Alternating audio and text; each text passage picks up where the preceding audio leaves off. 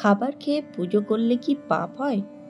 উপোস না করলে কি ভগবান রাগ করেন? আমাদের অনেকেরই মনে এই প্রশ্ন। কিন্তু জানেন কি, স্বয়ং ঠাকুর শ্রী রামকৃষ্ণ আর মা সারদা দেবী এই নিয়ে কত সহজ সত্য কথা বলে গেছেন। আজ শুনব সেই বাস্তব কথা। একবার এক ভক্ত এসে ঠাকুরকে বলেন, ঠাকুর, আমি উপোস করে ঠাকুরের পুজো করি, তাহলে পবিত্র থাকি। ঠাকুর মৃদু হেসে বললেন, ভাই, উপোস করলে শরীর ভালো থাকে? শরীর ভালো না থাকলে মন ভালো থাকে?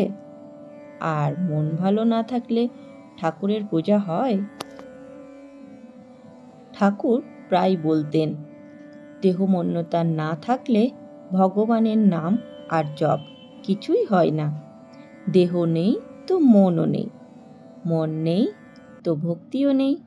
তাই অযথা উপোস নয়, দেহটাকে ভগবানের জন্য যত্নে রেখো। একবার ভক্ত গিরিশচন্দ্র ঘোষ উপোস করে সারা দিনে একবারও কিছু খাননি। রাতে ঠাকুরের কাছে গেলেন। ঠাকুর জিজ্ঞেস করলেন, কি গিরিশ, সারাদিন মুখে কিছু দিসনি? গিরিশ বললেন, না ঠাকুর, উপোস করেছি যাতে মন শুদ্ধ হয়। ঠাকুর হেসে বললেন, আহ, দেহ ভাঙলে মন আর শুদ্ধ থাকবে কি করে? ভালো খেয়ে শান্ত হয়ে পুজো কর, তাহলেই ভক্তি। না হলে মাথা ব্যথা, পেট ব্যথা, মনও আর ভগবানে থাকে না। একদিন এক গৃহিণী মা সারদার কাছে প্রশ্ন করলেন, মা, আমি একদিন উপোস করি, তারপরই পুজো করি, এটা ভালো? মা মধুর হাসিতে বললেন, উপোস করলে শরীর খারাপ হবে, মাথা ঝিমঝিম করবে, তখন জপ তপ হবে? পেট ভরা থাকলে মন ভরে, মন ভালো থাকলে ভগবান তুষ্ট হন। ঠাকুর বলতেন, দেহ আছে বলেই ভক্তি, দেহ নেই তো সব শেষ। দেহ ভেঙে গেলে আর ঠাকুর ডাকবে কে?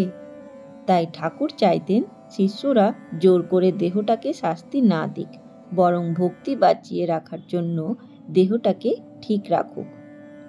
ঠাকুর আরও বলতেন, যদি শরীর সইতে পারে, যদি মন একাগ্র হয়, তবে উপোস ভালো, কিন্তু শরীর যদি না সহে, তবে আহার করো। ভগবান অন্তর চান, না পেটের জ্বালা। মা সারদা দেবী একবার ভক্তদের বললেন, আমি সবসময় দুবেলা খাবার খাই, তবেই কাজকর্ম আর জপ হয়। উপোস করলে শরীর খারাপ হয়, মন ভালো থাকে না। দেহ ভালো থাকলে তবেই ঠাকুরের নাম সহজে হয়। তাই আমরা দেখতে পাচ্ছি, ঠাকুর আর মায়ের শিক্ষা এক।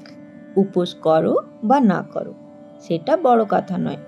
দেহ ভালো রাখো, মন ভালো রাখো, তবেই পুজো শুদ্ধ হয়। খাবার খেয়ে শান্ত হয়ে শুচি মনে ভক্তি করাই আসল সাধনা। আজও অনেকেই না জেনে দেহ ভেঙে উপোস করে, অথচ ঠাকুর মা বাণী আমাদের শেখায়, ভগবান অন্তরের ভক্তি চান, নাকি বাহ্যিক কষ্ট। তাই আসুন ঠাকুর মার বাণী মনে রাখি, দেহ ভালো রাখি, মন ভালো রাখি, আর ঠাকুরের নাম করেই শান্তি পাই। জয় মা।